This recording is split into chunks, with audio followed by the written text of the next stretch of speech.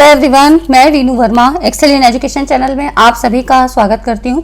Friends, आज की इस वीडियो में हम लोग बहुत ही इंपॉर्टेंट मुद्दे पे बात करेंगे। जो आपका सुप्रीम कोर्ट का डिसीजन आना था, है ना, जो आपका री एग्जाम को लेके सुप्रीम कोर्ट में याचिका दायर की गई थी, तो उसके संदर्भ में यहाँ पर हम बात करेंगे कि सुप्रीम कोर्ट का डिसीजन आया क्या है, इसके अकॉर्डिंग री एग्जाम होगा या नहीं होगा। आप सभी का इस चैनल पे स्वागत है। तो हम लोग यहाँ पर देख लेते हैं। और देखिए, आपको पता है कि यहाँ पर यूजीसी नेट की तैयारी मैं करवाती हूँ आपकी, तो ये सारी खबरें आपको पता होना चाहिए, आपको अपडेट रहना चाहिए। देखिए, यहाँ पर जनसत्ता, है ना, ये जो न्यूज़पेपर और आपके जो अलग अलग रिसोर्सेज हैं, इकोनॉमिक्स टाइम्स, एनडीटीवी, तो यहाँ पर डिफरेंट न्यूज चैनल से यही चीजें सामने आ रही हैं कि आज के सुप्रीम कोर्ट के डिसीजन में क्या चीजें निकल के सामने आई हैं, क्या चीज कही गई है। तो देखिए, यहाँ पर आप हेडलाइंस देख सकते हैं। इसमें कहा जा रहा है कि सीजेआई डीवाई चंद्रचूड़ जी ने यूजीसी नेट परीक्षा रद्द करने की याचिका पर सुनवाई से इनकार किया और वकील से जो बात पूछी गई तो वो भी कोई भी जवाब नहीं दे पाए, है ना। तो ये सारी चीजें आप यहाँ देख सकते हैं। जनसत्ता में ये चीजें आपसे जो है कही जा रही हैं, यहाँ पे ये न्यूज निकल के सामने आ रही है। उसके अलावा देखिए, ट्विटर वगैरह पे भी यही सारी चीजें हैं और ये आज की न्यूज है, 29 जुलाई, आप देख सकते हैं, अपडेटेड फॉर्म में है, ठीक है। तो इसमें देखिए, यहाँ पर एनडीटीवी में भी कहा गया, let students come, supreme court refuses to hear plea over UGC NET, है ना। तो जो भी याचिका दायर की गई थी उसमें क्या कहा गया और क्या रूल्स होते हैं, क्योंकि यहाँ पर सुप्रीम कोर्ट के अपने डिसीजंस होते हैं, अपने रूल्स होते हैं, उसी के अकॉर्डिंग क्या चीजें निकल के सामने आ रही है, इन चीजों को देख लेते हैं। देखिए, आप सभी को पता है कि यहाँ पर याचिका दाखिल की गई थी, तो मुख्य न्यायाधीश डीवाई चंद्रचूड़ जी की अगुवाई वाली पीठ ने न्यायमूर्ति जेबी पारदीवाला और आपका चंद्रचूड़ जी, ठीक है, और न्यायमूर्ति मनोज मिश्रा, इनके साथ मिलकर एक जनहित याचिका को खारिज कर दिया गया, ठीक है। ये एक जो है, इन्होंने यहाँ पर जो याचिका दायर की गई थी उसको खारिज कर दिया गया है। और इसका सब्जेक्ट क्या था, तो इसमें जो केंद्रीय शिक्षा मंत्रालय और राष्ट्रीय परीक्षा agency, national testing agency NTA के यूजीसी नेट परीक्षा को रद्द करने के फैसले को चुनौती दी गई थी, ठीक है। तो उसी प्ले को यहाँ पर इन्होंने कैंसिल कर दिया गया है। क्यों कर दिया गया है, इसके बारे में भी बात करते हैं। ये फैसला उन आरोपों के बाद आया है जिसमें कहा गया था परीक्षा की सत्यनिष्ठा से समझौता किया है, ठीक है। तो यहाँ पर देखिए, ये अदालत ने स्पष्ट किया कि खारिज किया जाना जनहित याचिका के गुण दोष पर निर्णय को नहीं दर्शाता है, क्योंकि इसे एक वकील उज्जवल गौड़ ने दायर किया था, है ना। ये सारी चीजें हमको पता है, क्योंकि यहाँ पे क्या मैटर चल रहा है।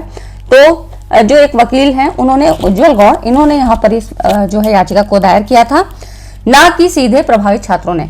ऐसा इन्होंने चंद्रचूड़ जी की और इनकी जो टीम है, इन्होंने ऐसा कहा कि जो प्रभावित छात्र हैं, मतलब जो इस एग्जाम से इफेक्ट हो रहे हैं, कि कैंसिल होना चाहिए, कि री एग्जाम होना चाहिए, रिजल्ट आना चाहिए, तो जो लोग भी प्रभावित समूह है उसको यहाँ पर याचिका दाखिल करना चाहिए था, ना कि वकील को, ठीक है। तो ये सारी चीजें यहाँ पर इन्होंने कही कि प्रभावित छात्रों ने तो इसको दायर नहीं किया है। तो उन्होंने, मुख्य न्यायाधीश चंद्रचूड़ जी ने वकील से कहा कि वकील को उन्होंने कहा कि आप क्यों आ रहे हैं, छात्रों को खुद ही यहाँ आने दें। उपरोक्त जनहित याचिकाओं को खारिज करते हुए हम गुण दोष पर कुछ भी नहीं कह सकते हैं, ठीक है। तो ये याचिका तो आज जो है कैंसिल कर दी गई है। पीठ ने अधिवक्ता उज्जवल गौड़ को कानूनी मामलों पर ध्यान केंद्रित करने और पीड़ित पक्षों को ऐसे मुद्दों को संबोधित करने की अनुमति देने की सलाह दी है, ठीक है। तो ये उन्होंने, जो एडवोकेट थे, जो उज्जवल गौड़ जी, उनको उन्होंने कहा, चंद्रचूड़ जी ने, कि जो भी न्यायमूर्ति हैं, ठीक है, तो उन्होंने कहा कि यहाँ पर छात्रों को आना चाहिए, ना कि आपको ये याचिका दाखिल करना चाहिए, ठीक है। अब देखिए, अब इस याचिका का उद्देश्य यही था कि यूजीसी नेट परीक्षा की जो री एग्जाम हो, इसको तब तक रोक दिया जाए जब तक कि सीबीआई की इन्वेस्टिगेशन चल रही है, ठीक है। तो सीबीआई जब तक पेपर लीक के आरोपों को जांच पूरी नहीं कर लेती है, तब तक इसको रोका जाए, ठीक है। तो अंततः इसको खारिज कर दिया गया है। और ये सारी चीजें आपको पता है कि केंद्रीय शिक्षा मंत्रालय ने 19 जून को यूजीसी नेट परीक्षा रद्द करने का आदेश दिया था और संभावित पेपर लीक की जांच के लिए मामले को सीबीआई के सौंप दिया था। सीबीआई के माध्यम से इन्वेस्टिगेशन चल रहा था और यहाँ पर याचिका दायर की गई थी, ठीक है। उसके बाद याचिकाकर्ता का दावा है कि केंद्रीय जांच ब्यूरो सीबीआई के हालिया निष्कर्षों को देखते हुए यह निर्णय न केवल मनमाना है बल्कि अन्यायपूर्ण है, क्योंकि सीबीआई की जांच से ये तथ्य सामने आता है कि पेपर लीक का सुझाव देने वाले सबूतों से छेड़छाड़ की है, जिससे रद्द करने का आधार खत्म हो जाता है ना। तो सीबीआई ने तो ये कहा ही था कि कोई पेपर लीक नहीं हुआ है, बस उसमें टेलीग्राम पे ऐसा जो है यहाँ पर ये छेड़छाड़ करके उसको डाला गया है। ठीक है, तो इस तरह गौर ने तर्क दिया कि परीक्षा रद्द करना अनुचित था और इससे उन मतलब छात्रों के लिए दिक्कत हो सकती है जिन्होंने बहुत मेहनत की, जिनके पेपर अच्छे हुए थे। तो ये क्या होगा, अन्याय होगा। तो अदालत के फैसले ने मामले को सीधे प्रभावित लोगों के लिए छोड़ दिया है, अगर वे इसे खुद आगे लाना चाहते हैं।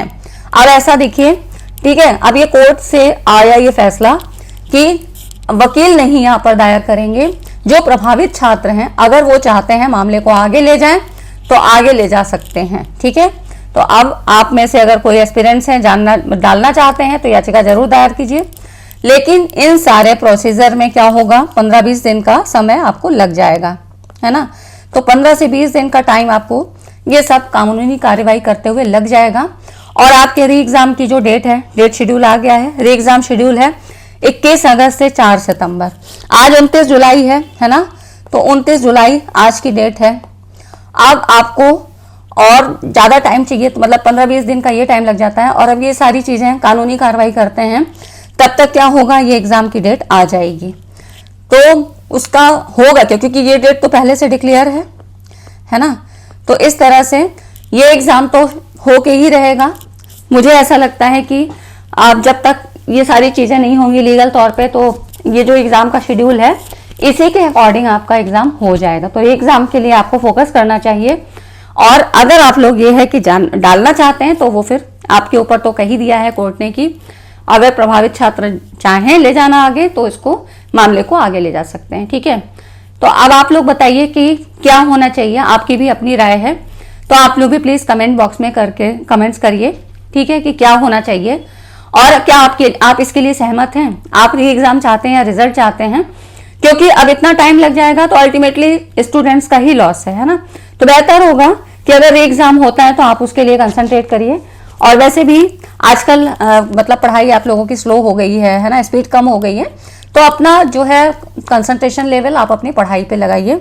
ठीक है, तो री एग्ज़ाम के लिए पूरा तैयारी करिए, अच्छे से तैयारी करिए, क्योंकि ये वाला एग्ज़ाम आपको क्लियर करना है। ठीक है, तो आज की इस वीडियो में मुझे यही सारी चीज़ें बतानी थी। और आप सभी को पता है कि यहाँ पर हम यूजीसी नेट की और सेट की एग्जाम की तैयारी करते हैं, पेपर 1 और पेपर 2 एजुकेशन की, और साथ में असिस्टेंट प्रोफेसर की जीएस के पोर्शन को भी कवर कराती हूँ।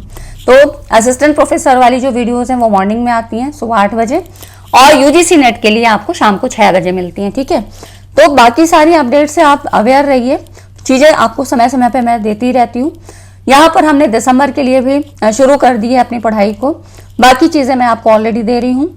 और जो हमारे चैनल पे पढ़ाई हो रही है, यहाँ पे इस चैनल पे जो पढ़ाई होती है वो एग्जाम टारगेटेड पढ़ाई है।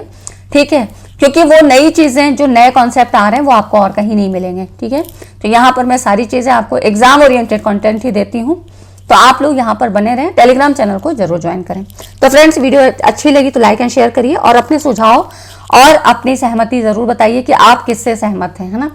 ठीक है फ्रेंड्स, आज की वीडियो में इतना ही, मिलते हैं नेक्स्ट वीडियो में। Thanks for watching this video.